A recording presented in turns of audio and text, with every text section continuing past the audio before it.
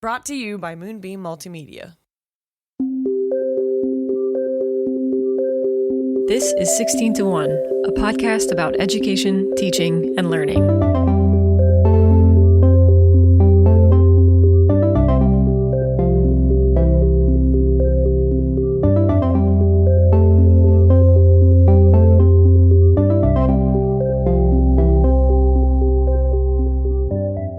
Hello. Hey there. Hey. How are you? Howdy, howdy, howdy. How have your kids enjoyed the follow-through on 1984? They're getting pretty tired of them. Oh, Yeah. they're ready to move on from Winston. They are. We had a- They're way more interested in Julia, for sure. Okay.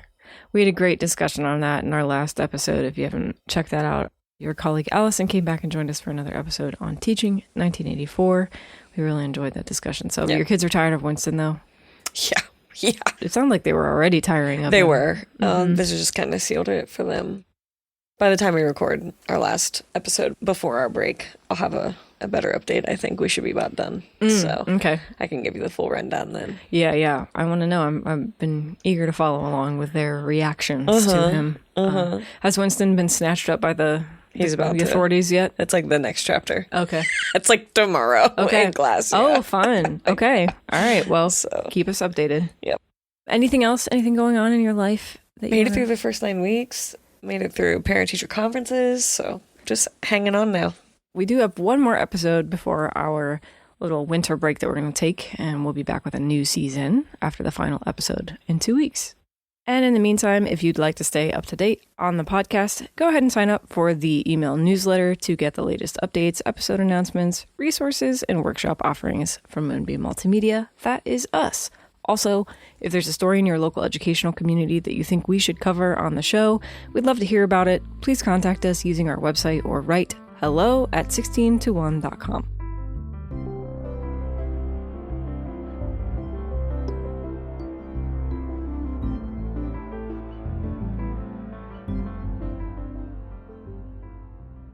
What are we talking about?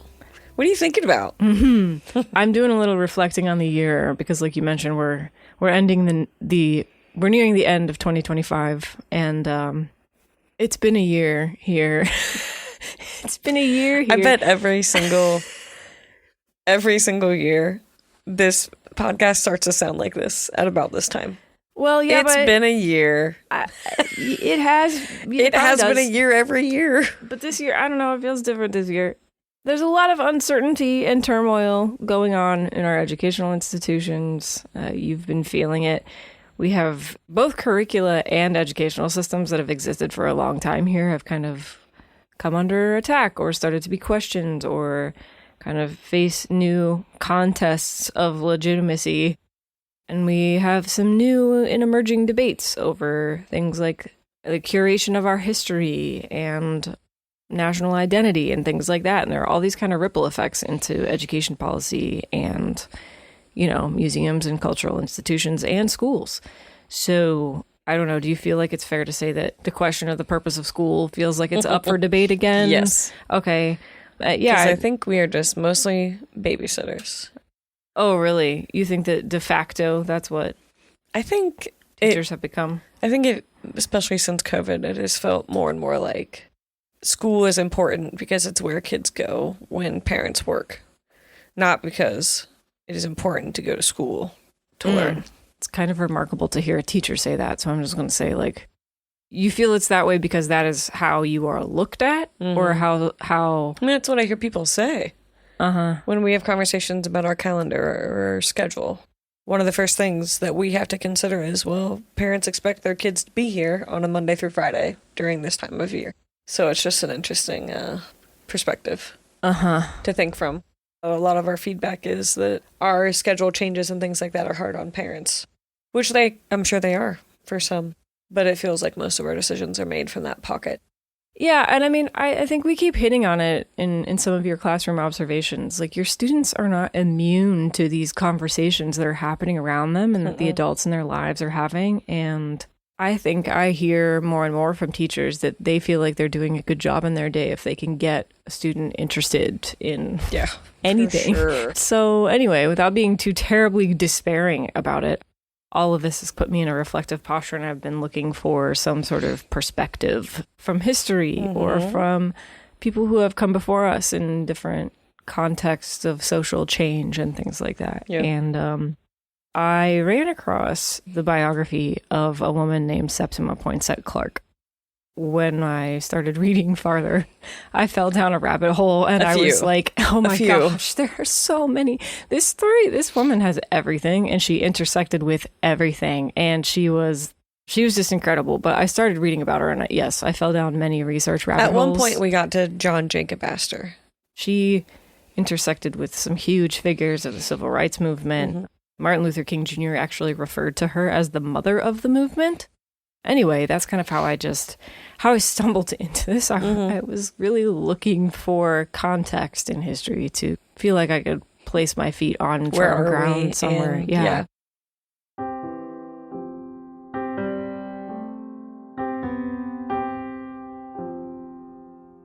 She was born in Charleston, South Carolina in 1898. So the tail end of Reconstruction movement in the American South following the Civil War. Yeah, not far from the Civil War at all.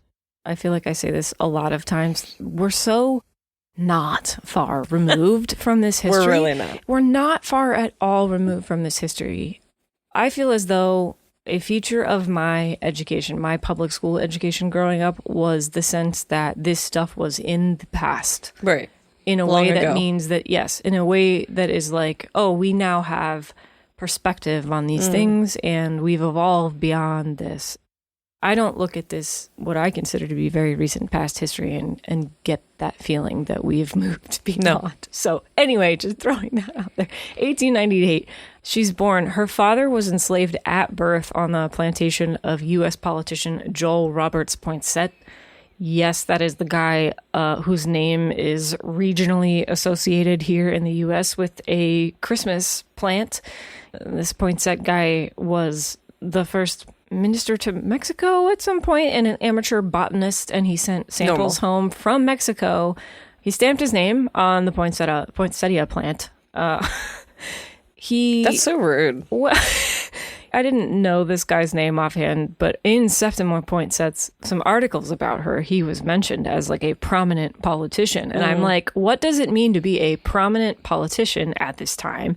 And it means being a slave-holding guy who went to Mexico, who also, by the way, was appointed Secretary of War by Martin Van Buren and oversaw the Trail of Tears. Which was the forced displacement of tens of thousands of indigenous peoples here in the U.S. You'll see why this is really satisfying, but I love the story that this guy who owned a person, the daughter of the person he owns, becomes the mother an architect of the civil rights movement. Right. It's just, anyway, I loved discovering that little nugget when I was... It feels like just the right shift in correct. I love it. Yeah. So this is the context in which Septima Poinsette is born. She's a teacher. How does she get her start in the classroom? She graduates from high school and she doesn't have the money to go to college that she needs, basically. So instead what she does when she's 18 is she takes a state examination that would allow her to become a teacher. She passes. However, even though she is in Charleston at the time, she's not able to teach there because she's Black. And so that forced her to have to expand her search to find a job in a more rural area in a place called Johns Island, which is like a series of small islands off the coast of South Carolina and Georgia. So she teaches for a few years, and then she kind of part-time at first starts to pursue a Bachelor of Arts from Benedict, and eventually she earns her Master's of Arts from Hampton. So while earning multiple degrees, she teaches children during the day, and then at night teaches illiterate adults, and she uses things like the Sears catalog to help teach them important words, phrases, letters, things like that. So she realizes that in the school where she is working, she is considered like the principal teacher, and then there's another teacher, like her co-teacher, working with her. The two of them are in charge of 132 students between them. Clark earns $35 a week, and her co-teacher earns $25 a week. She finds out that across the street, there's a white teacher working there. She makes $85 a week, and she only has 3 students in the day. Okay. Whew. Yeah. Yeah. So, not that she wasn't already working towards helping her community and things like that. That was really kind of a moment for her when she realizes this pay disparity exists. Uh-huh. And so that's actually kind of what introduced her into the civil rights work that she ended up with, this pay equalization effort between 1919 and 1920. So in 1918, she had started teaching at a private school for Black students that was called the Avery Normal School. She led students door to door to collect signatures, petitioning to allow Black principals at the school. Mm-hmm. It was the work of Clark, ultimately, that helped secure the 1920 legal victory that would end the prohibition of Black principals in Charleston's public schools. So she's finally able to become a teacher where she wanted to be in the first place? Okay. Yes. So she taught for 5 years. She went back and did her college education, her BA and her MA, and then she returned to teaching at about that time. And so she's been in a few different districts. Yeah, she's very busy. She also joins the local Charleston branch of the NAACP. She ends up at one point working with Thurgood Marshall in the 1940s. It's crazy. A separate equal pay case concerning differential treatment of white and Black educators in Columbia, South Carolina. And then in 1956, she becomes the vice president of the Charleston branch of the NAACP. Her participation here is important because later that year, the South Carolina state legislature passed a law that banned city and state employees from being involved with civil rights organizations. Mm-hmm. Clark refuses to give up her leadership position. She thinks it's important that her students see her as someone standing up for civil rights. So she is fired from her teaching job by the Charleston City School Board after 40 years of teaching in the district. She would lose her pension, and no school in Charleston would hire her after that.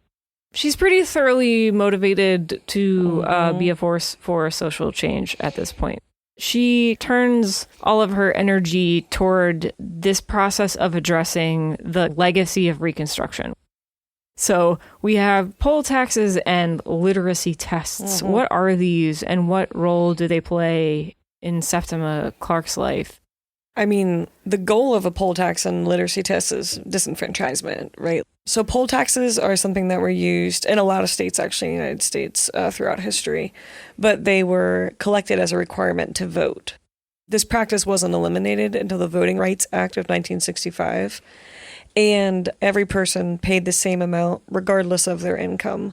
At the time, that poll tax could range from $1 to $1.50, which today could be nearly $75 a person. So it's not just a small amount that they would expect of you to be able to vote. The other thing that they would use is called a literacy test.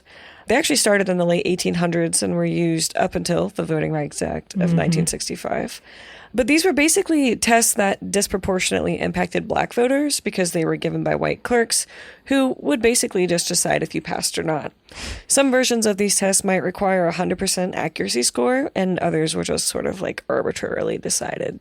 So around the country, there are these different ways of attempting to respond to the restrictions of things like literacy tests and poll taxes. For the literacy tests, there are many people who are working to do citizenship education campaigns. One of the testing grounds where that starts to take place is at the Highlander Folk School in Tennessee, founded by a guy named Miles Horton in 1932. This was an interracial training center for civil rights activists. And Septima Clark ended up there at some point.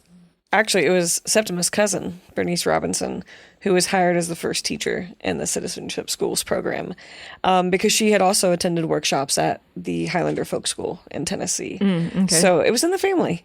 Got you. So Septima Clark and Esau Jenkins established the first citizenship school off the coast of South Carolina and Georgia in 1954. Their established goal was to teach adults how to read so that they could pass those literacy tests to register to vote. They also wanted to teach them how to fill out license exams, open checking accounts, read legal documents, all of those types of adult forms. Between 1954 and 1970, civil rights activists established nearly 900 citizenship schools in rural areas throughout the South. Clark, the co-founder and director of the program, summarized its mission as literacy means liberation, and that's from the National Museum of African American History and Culture. So she goes to Highlander and then starts setting up these schools everywhere? Mm-hmm. Okay. Back home. Rosa Parks attended stuff at Highlands. Like, all kinds of people of this time had been traveling to Tennessee. So at the height of these schools, they had nearly 69,000 teachers who were almost all unpaid volunteers, and they were teaching all around the South. This is where things start to kind of get interesting and get shaken up a little bit. At some point, the Southern Christian Leadership Conference, which is the organization with which Martin Luther King Jr. is often associated, they end up taking over and carrying out the mission of the Citizenship education program because the Highlander Folk School is closed down by the state of Tennessee. In Tennessee, there were a lot of segregationist politicians. They did not love that Highlander operated desegregation workshops in their state. Miles Horton, the founder, eventually is accused of operating the institution, which was a nonprofit entity, for his own personal benefit. The organization's charter was revoked and its land was seized. So then this all kind of gets passed along to the Southern Christian Leadership Conference. Septima Poinsette is pretty upset by what happened at the Highlander School, and a lot of people are pretty upset by it, but they kind of continue on the legacy and the tradition at SCLC. The SCLC was created in January of 1957, and they are a civil rights organization that's still based in Atlanta, Georgia, and their first president was Martin Luther King Jr. One of their goals at that time was a citizenship education program. They were working to increase voter registration, especially among blacks in the South. By 1968, they had registered more than 700,000 African Americans to vote. And actually, eventually, Septima Clark ended up becoming the director of education and teaching for the SCLC. She stayed working with them and supporting them. Yeah, for decades. So we actually found online, and we'll include the link in the show notes, to one of the original flyers that was used to promote the citizenship education program. One of the really interesting parts of it was Martin Luther King Jr.'s face is like on it. His signature is under it. He is part of the branding for sure. Yeah. And it said that one of their goals was to create more, quote, first-class citizens. First-class citizens are those described as having the ability to read and write, to understand the responsibility of voting, and other key ideals. One of them was like, don't be lazy. It was amazing. I loved reading the flyer. So if you have a few minutes, you should definitely scroll through, because the phrasing is just like, we can't say it like that anymore, and I really wish we could. I think there's a participation in a tradition of self-improvement first before institutional improvement. That makes its way into all of this activity. And Septima Poinsette's mother, I remember her reading, was like this. Some of the sources made her sound a little bit demanding with respect to expecting her young ladies to be proper women, and they could only like play one day a week, and like the brothers got to go do whatever they wanted. Like, yeah, it sounded like the brothers had a slightly more charmed life, but the young ladies of that family did not. Well, they weren't allowed to, I think it was like eat in the street. There was a list of things. I did like the don't eat in the street one. I think that's important. There were a lot of expected behaviors, but I guess, yeah, I did appreciate the no-nonsense attitude of what citizenship is supposed to look like. And I also, you kind of mentioned this, but I did think it was interesting that resource that we found, the printed resource, the kind of manual or recruitment flyer kind of thing, basically, a recruitment brochure, it very much was stamped everywhere with Martin Luther King Jr., but it sounded very much to me like everything Septima Poinsette had been saying. Which wouldn't surprise me at all. With his signature on it. In his face. It's just like, okay. She does mention some of her ongoing difficulty with the civil rights movement is the misogyny that is still somehow in every place that she is, operating. I also loved the flyer because, one, it told them, like, we cover everything, which I think is great. So they covered their travel, all of the requirements of becoming one of their teachers. And then they also had this list of their suggestions and requirements for people that could do this program. Oh, yeah, I liked this. So the first one population was that you had to be at least 21 unless you had the time and the interest. Okay. 21, but we're flexy. Okay. All right. They also suggested this was a great program for the following groups of people: beauticians, tradesmen, farmers, seamstresses, railroad and postal workers, Sunday school teachers, and most importantly, people who can read aloud well and write legibly on a blackboard. train the trainer model type of thing. I love it. I love the demographic of like, bring us your farmers and we'll teach them how to. I think it was in Septima Poinsette's first citizenship school that I read about. I think maybe the first person that she got to be her trainee. I think she worked in a salon. I think she was a hairdresser or something like that, or a beautician maybe. But it made so much sense to me because no small part of that job is having a conversation with somebody, a relationship, who is a captive audience. Right. You know? And so much of the goal of these schools was community building. And so these are exactly the people who build your communities. It just represents such an important fabric. They're definitely onto something in who they have identified as people who would be likely candidates for being able to have a conversation. Accessible conversation. I think that's the thing. I love it. One other thing worth mentioning that especially people in education have probably heard of is that in the 1960s, there were schools called freedom schools that popped up all around the South as well. And these were actually based on the work that Septima had done and this kind of footprint, that she had left for the type of education. But they were also combating what people at the time just called sharecropper education, which basically just meant that your education was to this level and that was it.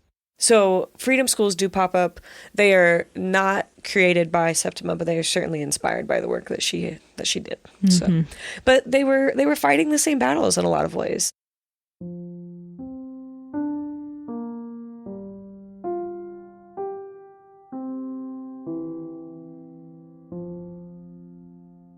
The thing that I liked best about learning about her later life was that she eventually was elected to the Board of Education in Charleston, South Carolina, in 1975. Also, I think the year after that the governor of South Carolina reinstated her pension that she lost after she was fired, if you remember, from... Because she had a position with the... So she was, and that happened way back in 56, so she was given her pension and I think back pay for that.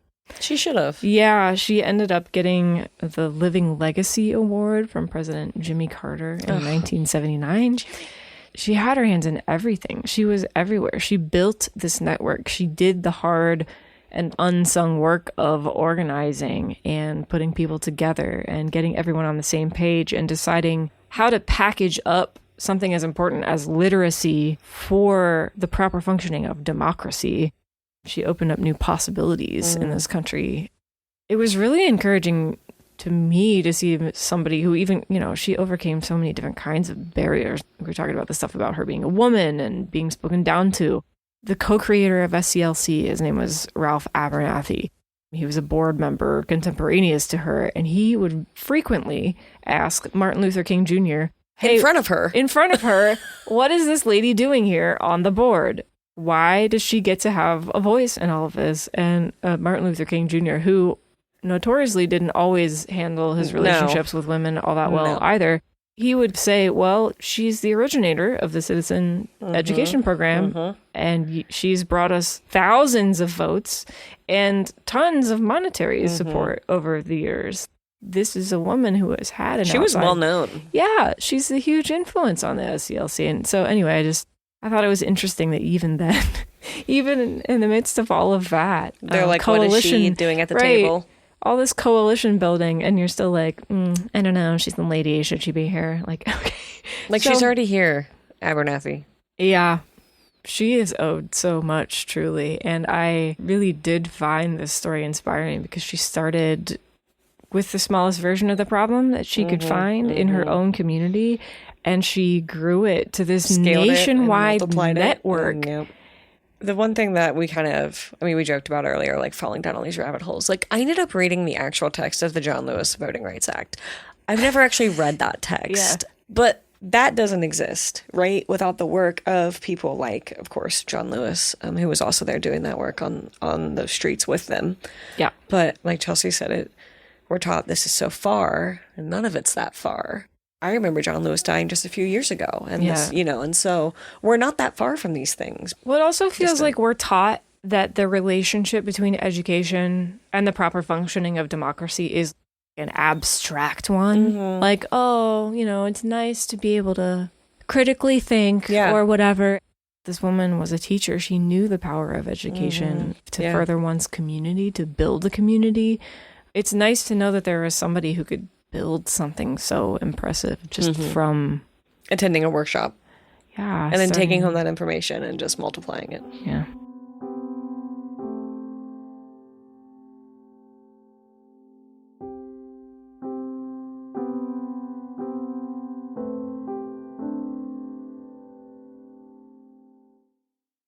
This is the part of the show where we tell you something we've recently learned.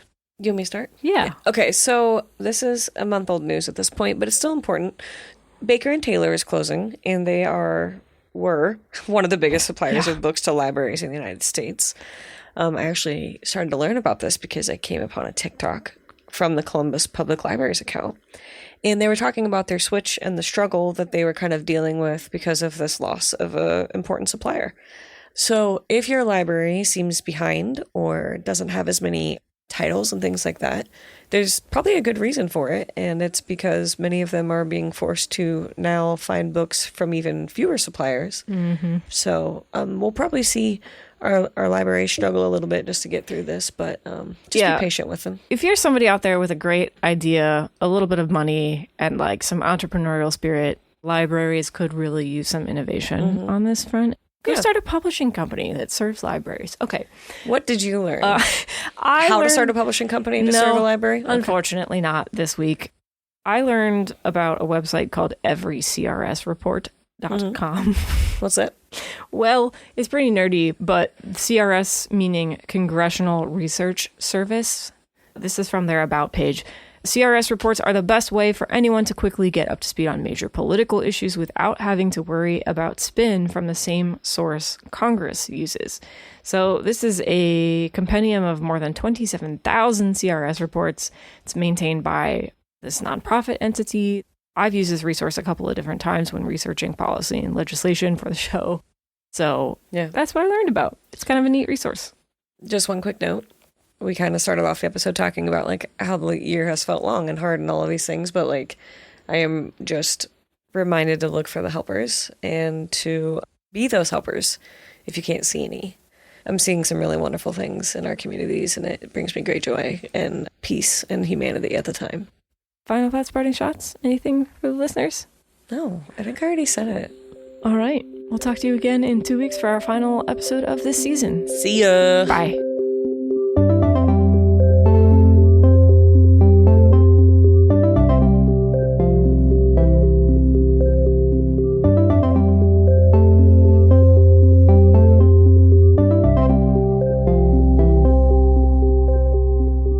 Hello, listeners, and thank you so much for tuning in to this week's episode of 16 to 1.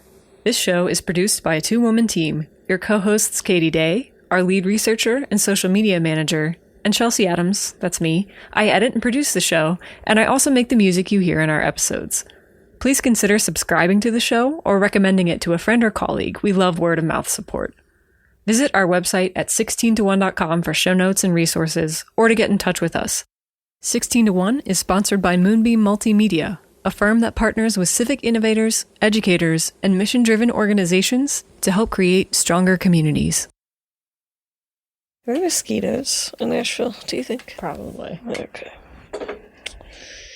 Well, I hate that. I'm rethinking all of vacation anywhere. Actually, cancel. Cancel all of vacation for the rest of my life. Actually. Install a bubble immediately.